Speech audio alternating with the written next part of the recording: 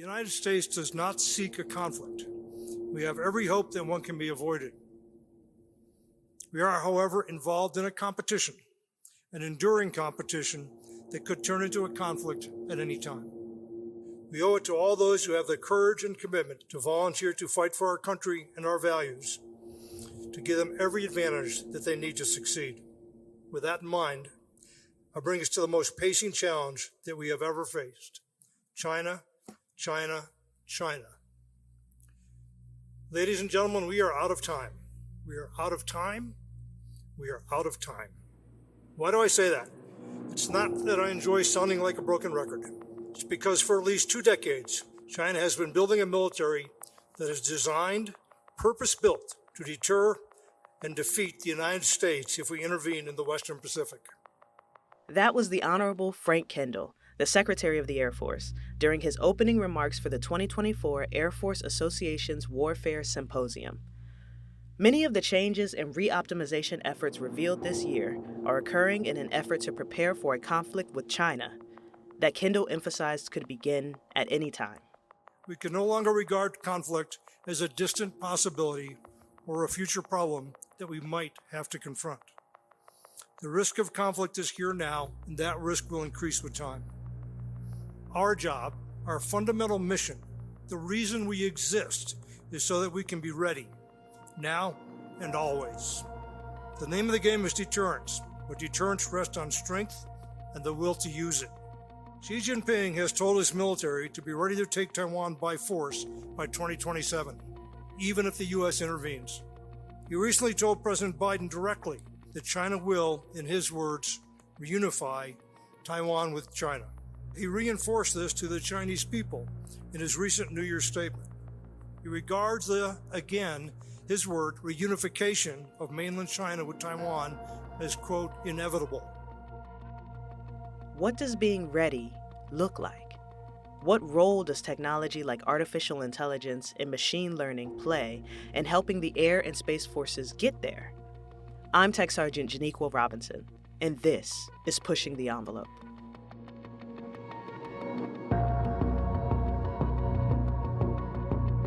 From the Department of Defense's perspective, being ready aligns with the 2022 National Defense Strategy and the 4 top-level defense priorities the department has identified and must pursue.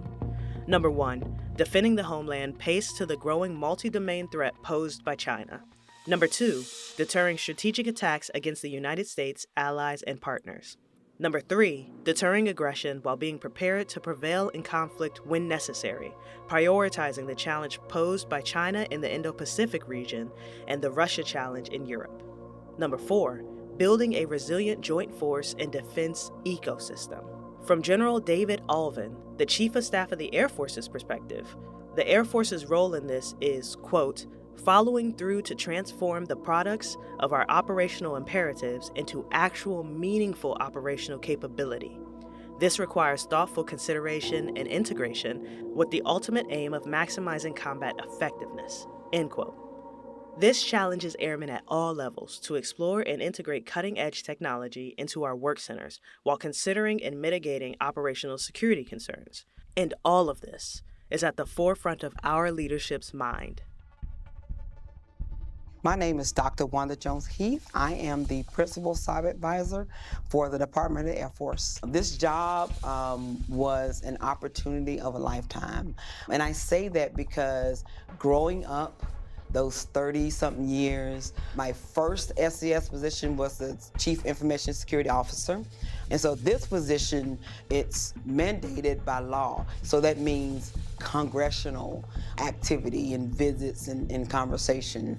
And it's looking across a bigger portfolio. When you have cyberspace operations, cybersecurity, and information technology, that's huge. And so I call myself an influencer and advocate. I don't own anything specifically in this portfolio. And so I lean on my soft skills quite a bit to be able to partner and collaborate with organizations across the entire department in order to be successful, in order to be able to provide the secretary the voice from the community. I have to be active, I have to be visible, I have to be able to listen and understand and be able to articulate where the community needs to go.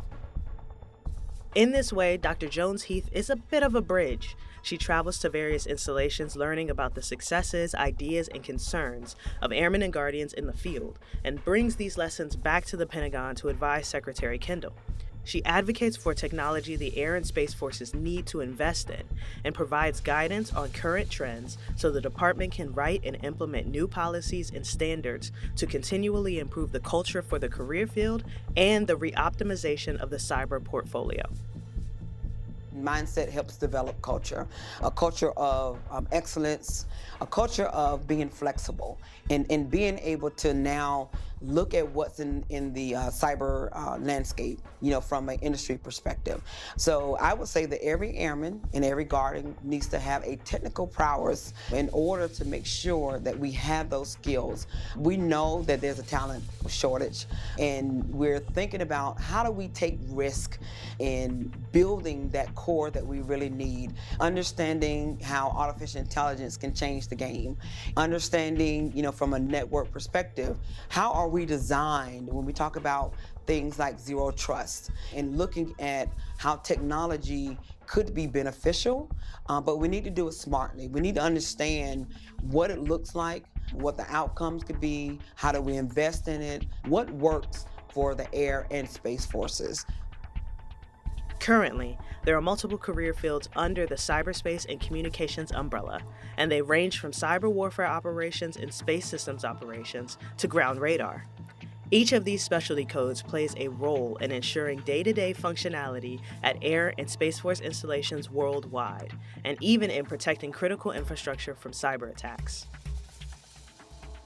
The positions that we have in our cyber portfolio to include enterprise IT, our network, email, file share, all those matter. When you look at the entire ecosystem, we need to have people doing a lot of different things. And so within our career field, we just have to balance that and use technology like AI to be a force multiplier. Use things like enterprise as a service, where we are looking at our dear partners who are experts at running the network or managing help desks. Things like that can now free our airmen and guardians up to do the things that we need to do on mission. So we're looking at that. There was a huge initiative in 2022, our Cyber Mission Analysis Task Force, where we looked at the people side, all the things that I'm talking about, from recruiting, retention, and upskilling, finding the right jobs, looking at technical tracks versus enterprise track. Not everybody wants to be an enterprise leader. Not everybody wants to be a general officer or an SES. Some people want to stay technical. As leaders, we need to understand that that is a valuable proposition when our airmen and guardians tell us that. And so by looking at that technical track, then we can have more synergy, more opportunities for those who want to stay extremely technical. We spend a lot of money on that technical expertise and building that. And so we want to take advantage of that and harness it as much as we can to do the business of the department. The business of the Department of the Air Force is vast and complex. Implementing artificial intelligence or machine learning to protect your home computer from malware is fairly simple. You select a product or service, pay for the license, and the firewall or virtual private network runs in the background so you can watch streaming selections that aren't available in your physical region. But what's your contingency when the technology is disrupted? Do you need the same level of protection at all times, or are some times more critical than others? Old think has been every base is equal. Everybody should have the same level of infrastructure. We want to have viable and resilient infrastructure everywhere we go. But there are missions that require a little bit more. And so now we're looking at, from the mission lens, if I have a base that has a huge mission that takes a lot of compute power, then we need to think about that. We need to have various streams of infrastructure, whether it's satellite availability, whether it's our network availability, 5G, any of those types of technology that'll let us move faster through connectivity. And so we're looking at all of that. And we expect that We'll have some different types of opportunities to demonstrate various infrastructure requirements require different solutions. And so there's not a one size fit all. And so we need to understand that as we are re-optimizing to be able to address our current pace and challenges, that we have to keep that in the back of our mind. We have a responsibility to the nation, right? And to our allies and to our partners. And if we're not able to generate air power, space superiority, then why are we here? We have to be understanding that sometimes technology does not work, but we also have to understand we have to have alternates. What is your primary, your alternate, your contingency, and your emergency plans? We have to think through that. And part of it is we have to exercise it like we are going to execute it. And that's another area that as we go through 2024, that I want to see more cyber infused into our big exercises, because we want to make sure people are prepared, make sure that the decisions that we're making are based on data. And so it's very important that we have that foundation built from training our people and then from exercising how we're going to actually fight. When it comes to the fight, I mean airmen and guardians actually executing the defensive and offensive parts of the mission. What parts of the Air Force or Space Force's tactics, techniques, and procedures should be automated? Is any of this ethical, and where is the line? My name is Lieutenant Colonel Joe Chapa, and I currently serve in the Chief Data and AI Office for the Department of the Air Force, and my role is the Chief Responsible AI Ethics Officer, or CRAO. So I grew up in the Air Force as a Predator pilot. I went to pilot training, volunteered to fly the Predator, flew Predators over Iraq and Afghanistan primarily from Nevada. And while we were doing that mission, there was this kind of robust debate taking place outside of the military on the ethics of remote warfare. And so every new book I pulled off the shelf and read, I was kind of disappointed that they didn't accurately capture the mission that we were doing. And I think theoretically, they were kind of missing the mark on some of the relevant ethical discussion around remote warfare. So that really pulled me into discussions about the ethics of emerging military technology. And so from there, I was fortunate enough to be hired by the U.S. Air Force Academy to teach in the Department of Philosophy. And so that came with an opportunity to earn a master's in philosophy and really start to focus in on these questions about the ethics of applying novel technologies in the military context. And so while it started with remote warfare, I ended up learning a whole lot about artificial intelligence and specifically how ethical questions that we get out of novel developments in industry and academia, how those questions might relate to us in the profession of arms. I earned a PhD at the University of Oxford in moral philosophy, where I focused on the just war tradition and military ethics. And that was funded by the Air Force Academy. So I owe a teaching tour back at the Air Force Academy. But in the meantime, I had this intervening ops tour where I had to serve somewhere. And it was just happened to be at a similar moment where the Department of Defense was establishing its initial requirements for AI ethics within the DoD. And so the Department of the Air Force recognized that. This is kind of pre-Space Force. So the US Air Force recognized that and said, we really need an ethics expert, an AI ethics expert within the AI ecosystem in the Air Force staff. So I was able to drop into Air Force Futures and serve on the AI cross-functional team as the ethics expert. Eventually, I led that team. And then after about 2 years, we stood up the AI division in the Chief Data and AI Office, and this new role, this Chief Responsible AI Ethics Officer role. And so if we kind of rewind a bit, AI has been around since forever, and the people who are doing AI research are quick to point out to people like me that we've had AI technology in the DoD for decades. But something did happen in this century, in the last 15 years or so, that caught a lot of people's attention. And that was a transition from what some people call good old-fashioned AI, or if-then logic, or deterministic systems. And the transition was to something called deep learning, where researchers were able to use artificial neural networks stacked with multiple layers of these artificial neurons to be able to make predictions on real-world data. And so that caught people's attention starting in about 2012. There's a reason for that. There's a famous competition called ImageNet. And for the first time in 2012, the team that won, the team that produced the software system that was capable of identifying objects and images, used a deep neural net for the first time in history. And so this generated a ton of investment and a ton of energy around deep learning. But with deep learning, because we're stacking these artificial neurons into these deep neural networks, oftentimes when the algorithm produces a result it might not be the result that the human intended.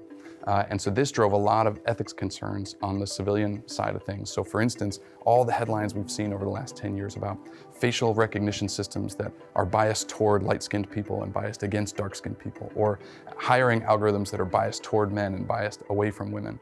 All of those lessons learned started to build up an industry, and DoD saw that and thought we really need to make sure that we head off these issues at the pass, that we prevent these issues from affecting us negatively in the DoD. So in 2020, Secretary Esper adopted DoD AI ethical principles, and very shortly thereafter, the Department of the Air Force stood up its AI division and established this new AI ethics role to try to execute some of the policy that was coming out of the Department of Defense.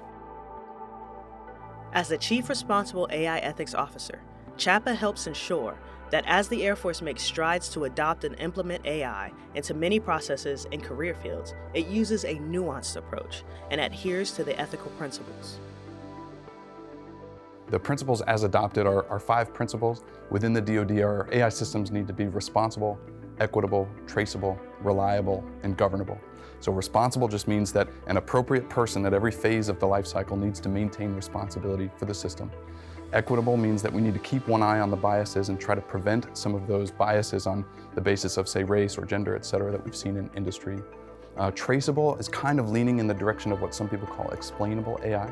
And that principle says that users need to know enough about what's happening under the hood to be able to make wise decisions about how to employ it. They need to be reliable in the sense that they've been tested and evaluated for the specific use case they're intended for. And then they need to be governable, meaning that we can impose the right bounds, the right guardrails, and that we have sort of a kill switch that we can always be able to sort of turn these systems off. So those were the initial principles. It's just a page-long memo, but it was based on a report that the Defense Innovation Board wrote that was some 70 pages long. So there was a lot of theory that went into those 5 principles. And that was back in 2020. In 2022, the DoD had a working group they convened called the Responsible AI Working Council that did include representatives from the Department of the Air Force as well as all the other components in DoD. And they published a document called the Responsible AI Strategy and Implementation Pathway in the summer of 22. So that was taking those principles and kind of answering the next question down, how are we gonna do this? What policies are we gonna implement in order to make sure that we're adhering to these principles? So that document established 64 lines of effort across the Department of Defense, and we're still implementing those lines of effort to make sure we have the right policies and strategies in place to adhere to those principles that we were given back in 2020. What the DoD was thinking about was that, the 10-year history of deep neural networks, where neural networks were getting pretty good at natural language processing and object classification. And what they kind of didn't anticipate was this explosion in transformer large language models. So those kind of hit the street in the fall of 2022 and then became popular with the release of ChatGPT in 2023. So now there's this explosion of interest in large language models and generative AI. And many of those models are so large and so complex that we can't possibly call it traceable in the sense that is required by the DoD AI ethical principles. So an open question we have going forward is, should we modify those DoD ethical principles in order to reflect this new capability? Or should we restrict the use of the new capability because it doesn't meet the DoD's AI ethical principles? And one possible solution to that is just to recognize that there's nuance here. Some use cases are very high risk and some are very low risk. And if we're gonna have a high risk use case, something that's gonna influence military operations or life, limb, or eyesight, or even personnel actions that are gonna affect people's careers, well then we probably need to be more restrictive. But if we're gonna use generative AI for low risk use cases, just allowing people to leverage the efficiency in back office applications that these models provide, well then maybe we don't need to hold them to the traceability standard. So it gets complicated, but one way to look at this is that there are high risk use cases and low risk use cases, and we should allow airmen and guardians to experiment to the max extent possible with low risk use cases so they can start to get the practice in, so they can start to get reps and sets and identify how these things might fail, what a failure mode looks like, how to recognize a hallucination, things like that. So eventually I think the entire workforce will be upskilled in these tools, but only if we give them the ability to experiment at scale. Both Dr. Jones-Heath and Lieutenant Colonel Chapa have mentioned all airmen and guardians having the skill set to implement AI and machine learning into their work centers. And we have the ethical principles to impose our left and right limits on how far the technology can go. Most of us can agree that this is an easy question to answer when we're not thinking of the implementation of the technology during critical missions. In my career field, airmen use ChatGPT to copy edit their articles or captions and even generate story ideas. But should they use it to create a press release after an aircraft mishap? Would you use it to draft a classified or secret briefing? Should more advanced tools be used in kinetic warfare or cyber warfare? And if so, what's the line they cannot cross? If you look carefully at the way policy has developed within DoD, we started with the DoD AI ethical principles in 2020. And back then, DoD was comfortable calling them ethical principles. And then in 2022, it released the DoD responsible AI strategy and implementation pathway. So there's this pivot from talking about ethics to talking about responsible AI. And the reason for that internally is that the DoD decided that within government, sometimes when people hear ethics, they think of compliance. For instance, there's ethics rules about how expensive a lunch can be if it's provided by a contractor to a military member. That's not moral philosophy. That's not ethical theory, right? That's not solving hard problems about how do we weigh moral goods and moral harms against each other. It's just compliance with the pre-existing checklist. And what DoD wanted to signal is that the work we have to do in AI ethics is a whole lot more than just compliance with the checklist. We need to figure out what that checklist looks like. And so they moved away from ethics and moved toward responsible AI. And so now that hard work of figuring out what those policies need to be still lays ahead of us. And one of the challenges, one of the elements of pushback I get when I talk to military people across the Joint Force is that, hey, if we're gonna imbue our AI tools with ethics, whose ethics will we choose?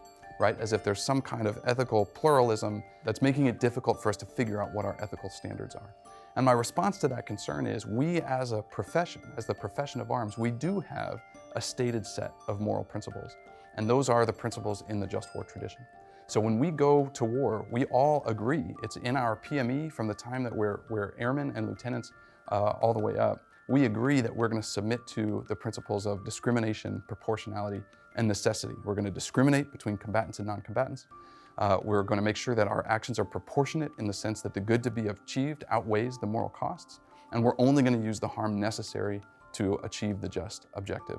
Those are the ethical principles that sort of undergird our entire approach to warfighting.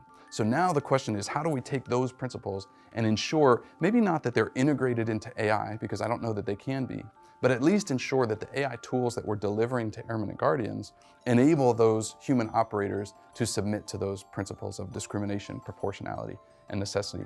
So that makes us very, very different from our civilian counterparts, because our civilian counterparts are trying to figure out what norms and standards are appropriate in their particular industries, in the space where they're delivering capability. For us, we have a very sophisticated understanding of what the profession of arms is, and we're trying to fit our AI capability development into that understanding of what a professional warrior is, what the warrior ethos is, and again, what the just war tradition requires of us. This is a simplified synopsis of the Law of Armed Conflict, or LOAC, which should remind us that while we're building software that will be taught to complete a task or series of tasks, no matter how complex, the technology simply won't have the same capacity as you or I. Artificial intelligence and machine learning, much like a guided missile or aircraft, is a tool, which is employed or engaged as a user deems fit. The moral and ethical concerns aren't being raised solely because of how powerful the tool is, but because of what mankind has done with new tools throughout history, which Chapa explores in his book, Is Remote Warfare Moral? Yeah, so in my work on the ethics of remote warfare, one of the challenges that kept coming up in the literature is that there was this strong assumption that said, hey, if this person, this Predator or Reaper crew or pilot is in the continental United States and they're producing lethal effects in Afghanistan, then isn't it the case that they're going to be so far removed from the decisions that they're making that they can't possibly make wise decisions? And one of the things I was trying to argue in that book is that because of the technology that allows the Predator or Reaper crew to see in real time the infrared or day TV feed of what's going on the ground, and the amount of time that that airplane is able to stay on station, actually they are very tightly looped into what's going on in the airspace and on the ground. That's not to say they have the same perspective that an Army soldier has carrying a weapon on the ground, but they do have a very similar perspective to what their traditionally piloted aircraft brethren have in, say, an F-15 or an F-22 at altitude. And so all that was to say this judgment gap that people assume is 7,000 miles wide because I've got kinetic effects in Afghanistan, but the pilot is in the continent of the United States. Actually, that judgment gap is much, much smaller. It's more like 15,000 feet, because that's the distance between the ground and the position that the pilot is sort of occupying in space, where the camera is, and from where they're viewing the world. And so that argument was to say the judgment gap is not as big as we might think it is. But the way that translates onto AI depends entirely on how we choose to employ AI. So here's two different scenarios I can imagine. I can imagine that we develop AI in things like collaborative combat aircraft or some autonomous aircraft system that's able to take human instructions from a human operator and then go employ them. If we allow our operators not just to be physically removed from the battle space, physically removed from what's going on kinetically, but also sort of causally removed, where they're delegating so much authority to the autonomous system that they don't have to take ownership for what the orders they've given entail, I think that poses some challenges. So I could imagine another way where we say, even though we have this AI-enabled capability, the human operator, the member of the profession of arms, is still tightly looped into what that system is doing on his or her behalf. And that puts that professional airman, that professional guardian, in a position to take responsibility and ownership for even the kinetics that they might employ, and also to make sure that their human judgment is relevant in that decision. And so it's up to us, right? This is a choose your own adventure where we need to decide how we're going to employ these things. And what I would like to see is for us to ensure that human judgment plays an important role in the employment of these systems. And that reflects the DoD guidance that we've been given. DoD has a document called DoD Directive 3000.09, which governs autonomy in weapon systems. And that's precisely what it says, that we need to ensure that there's appropriate levels of human judgment throughout the employment of autonomous weapon systems. The Air and Space Force will continue to develop Guardians, airmen, software, and systems, evolving, testing, and iterating quickly to ensure that should a conflict arise, we'll be ready. This must be the reality for all of us, because ultimately, the adversary is specifically developing their technology to defeat us. We don't know what China will do or when it will do it, but 2027 is just 3 years away. General Alvin will still be Chief of Staff of the Air Force then. General Schneider, who just took command of Pacific Air Forces, will still be in command. Freshmen at both the Air Force Academy and those entering ROTC units will be commissioned in 2027. But conflict could happen at any time, even if it is not imminent. It can happen through either intent, miscalculation, or an incident that escalates out of control. We must be as ready as we can be at all times. We need fully capable units with all the assets they need to fight China or possibly Russia on short or no notice. We need units fully ready to either deploy or conduct operations in place, also on short or no notice. We need mechanisms to ensure these units are in fact ready and address any shortfalls that may be found. We need the right mix of airmen and guardians with the skills necessary for high-end combat and to ensure technological superiority. We need organizations focused on the readiness of the current force, and we need organizations that are focused on the future and ensuring that we have enduring competitive advantages. And we need an efficient and effective pipeline of technologies flowing continuously into more competitive capabilities for our highest priority missions. In short, we need to transition to a great power competition-focused enterprise, and we need to do it now. There is no time to waste. We are going to turn this enterprise and point it directly at our most challenging threat.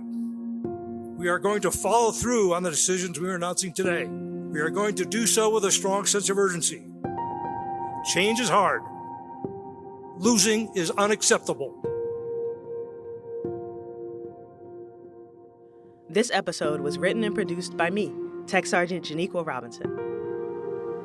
Editing and sound design were also conducted by Tech Sergeant Janiqua Robinson. Special thanks to Dr. Wanda Jones-Heath, Lieutenant Colonel Joseph Chapa, and the Air Force Association. Pushing the Envelope is created by Airman Magazine and the Defense Media Activity.